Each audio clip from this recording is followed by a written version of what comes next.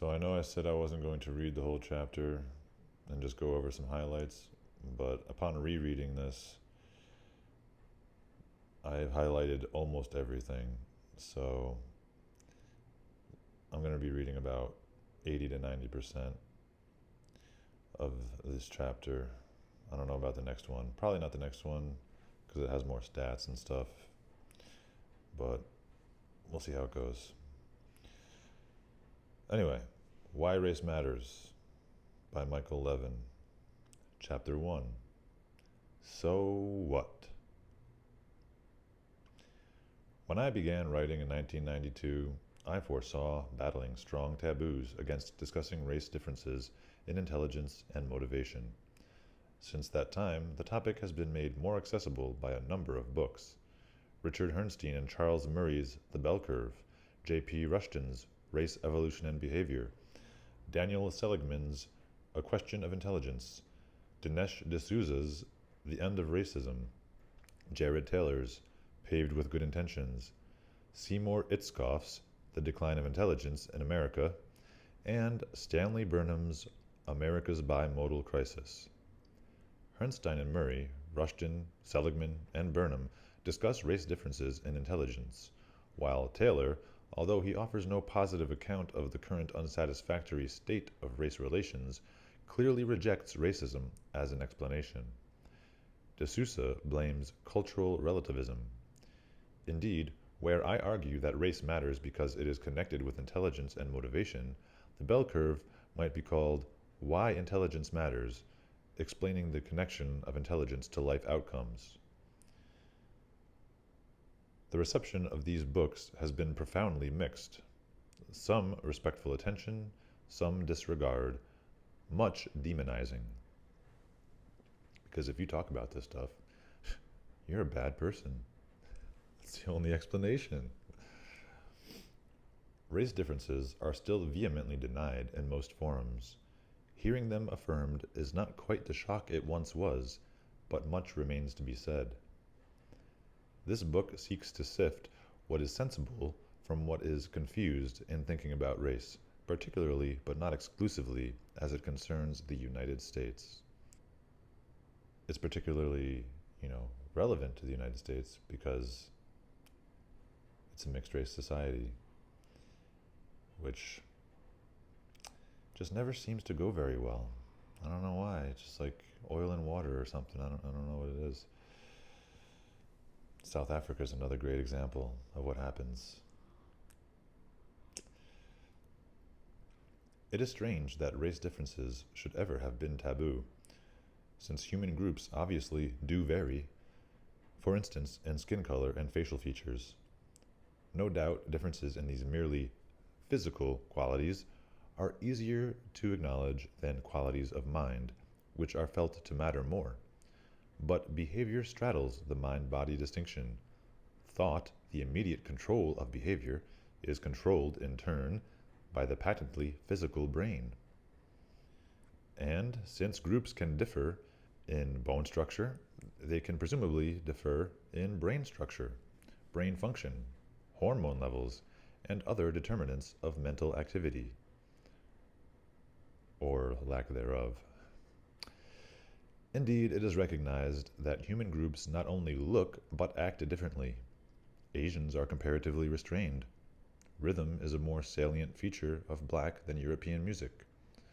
These differences are usually attributed to society, but to seek to explain them is to admit they exist.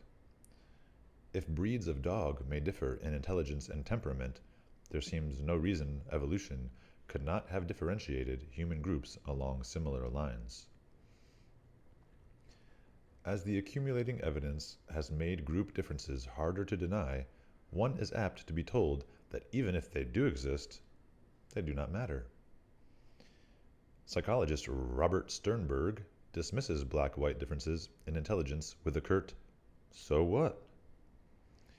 Pursuing the issue, he says, can only give comfort to those who would like nothing better than to hear the explicit message that blacks will have a greater handicap in the educational, occupational, and military assignments that are most highly correlated with measures of general intelligence.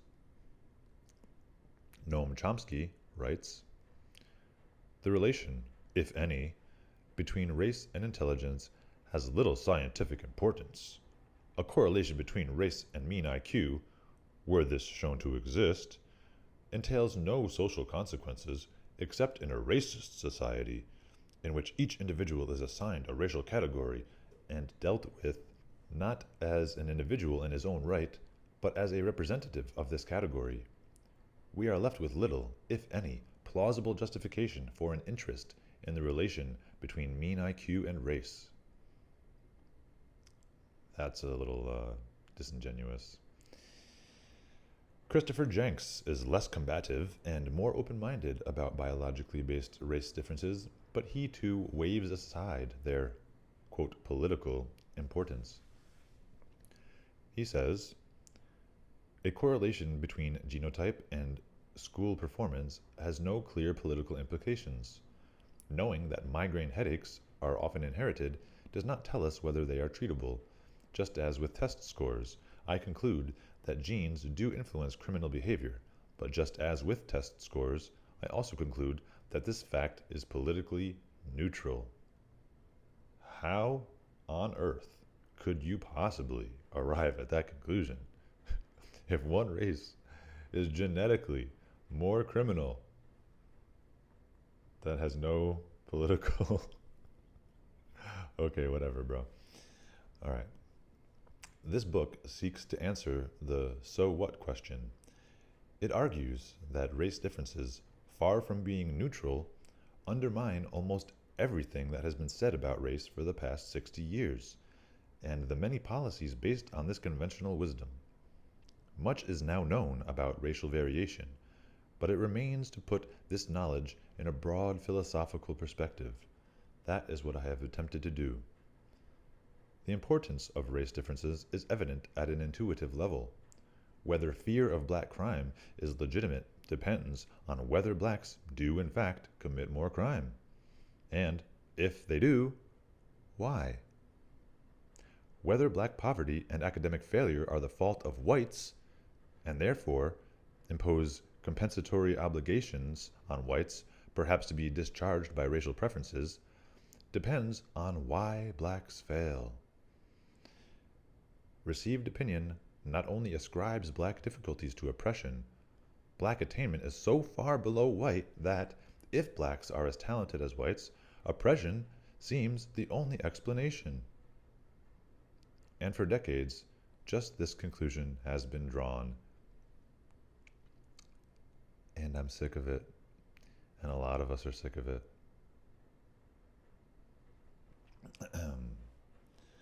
The topic of racial variation is admittedly disturbing, and in an ideal world might be passed over in silence. But accusations against whites have made such discretion impossible. We're not just going to shut up and let you blame all of your problems on our nasty, evil, racist, supremacist, bad character.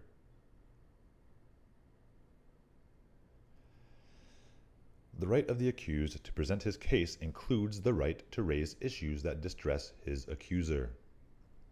A plaintiff demanding damages for a broken leg cannot at the same time demand that his leg not be talked about, nor take offense when the defendant presents evidence that the injury was congenital. From birth, for anyone who's not familiar with that word. By claiming harm, he opens the question of why his leg is lame. Claiming racial harm has opened the topic of race differences. More than issues of justice warrant concentration on black-white differences. Fairchild, Weissman, and Wyatt ask rhetorically why less attention is paid to white and Asian differences, but granting this discrepancy, the reason is clear.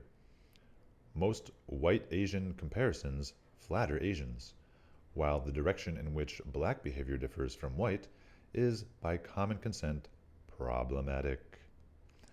The black illegitimacy rate, always many times that of whites, has risen sharply in the last 30 years to nearly 70%. 42% of black children live in poverty. 56% of black households are headed by women, fewer than half of whom are self-supporting. Who is supporting them then?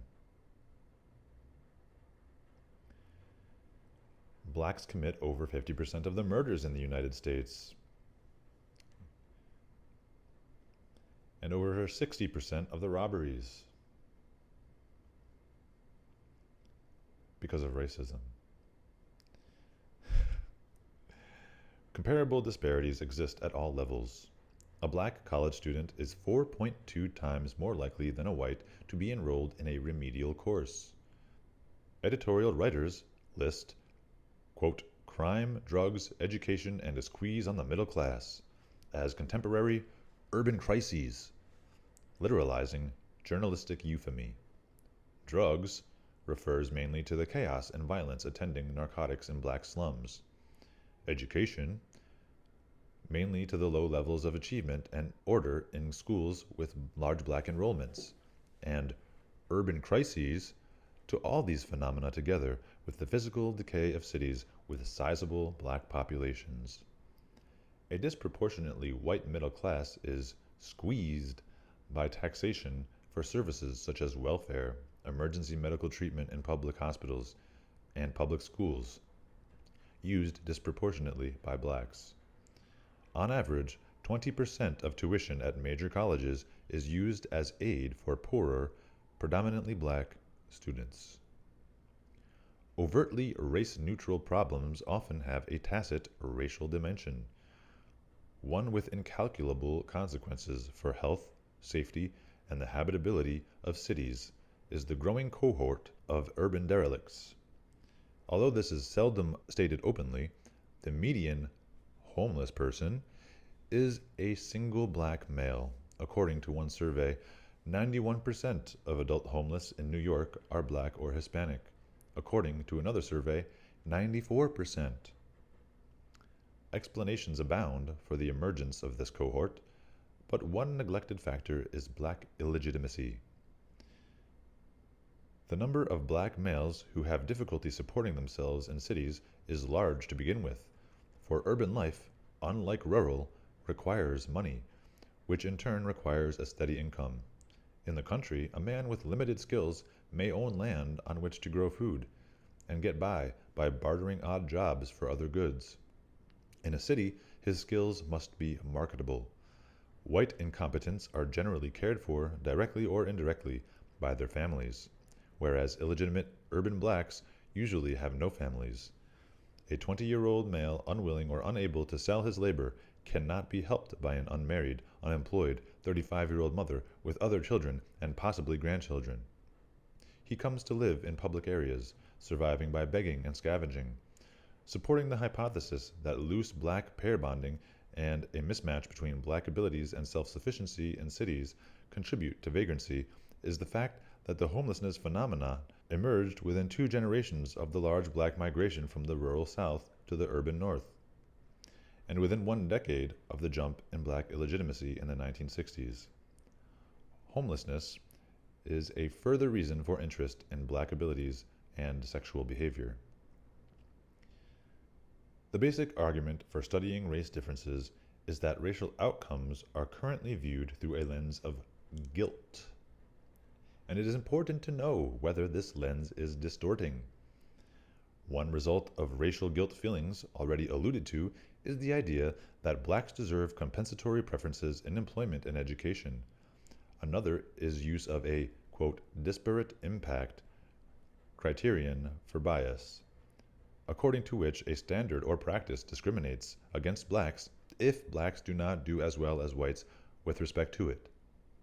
The only explanation is racism and discrimination. No, there's a better explanation. Since whites usually do outperform blacks, seemingly rational practices are besieged throughout society. One example is the cancellation of the presumption of innocence by the 1991 Civil Rights Restoration Act, under which an employer accused of bias for hiring disproportionately few blacks bears the burden of proving that he did not discriminate. This use of numbers to create a presumption against the defendant is reasonable only if there are in fact proportionately as many blacks as whites in the workforce. That's a big if. Very big if.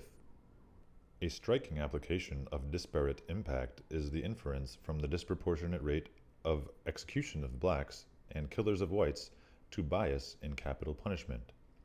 Such bias as exists could of course be ended by executing more whites and killers of blacks, which are usually black, rather than by ending capital punishment, the remedy usually proposed. But in any case, these statistical discrepancies show bias only if whites commit proportionally as many capital crimes as blacks and are no more frequently the victims of capital homicides. In fact, neither condition holds.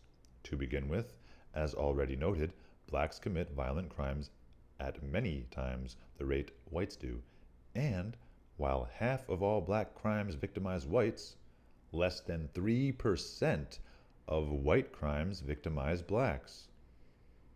Now suppose in addition that blacks are on average less empathetic than whites, hence more inclined to regard other people merely as resources or obstacles. Blacks will then be more inclined to kill, to overcome resistance, or silence witnesses during felonies, the sorts of murders for which the death penalty is often reserved. Suppose, too, that blacks react more violently to frustration, as impulsive, anger-driven murders in personal disputes are usually not capitalized.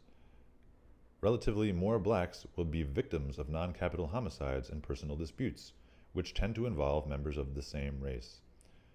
Should proportionally more whites be killed in interracial robbery murders than in white-on-white personal confrontations, which, we will see, is evidently the case, the two rate discrepancies would be effects of race differences in temperament rather than bias. Duh. All right, that should be enough for you to think about for a little while. I'm not going to do the whole chapter in one video. I'm going to break it down into about 20-minute increments. So this is chapter 1, part 1. Yeah, we're sick of being scapegoated. If there's any racism, if there's any systemic racism in America these days, it's against white people. White people are so unracist that we're racist against ourselves to the detriment of our fellow whites. We're willing to handicap ourselves to make other races feel better. That's how unracist we are. But it's insane. We can't keep doing this. Because it's not even appreciated. We're still, no matter what we do, it's never enough.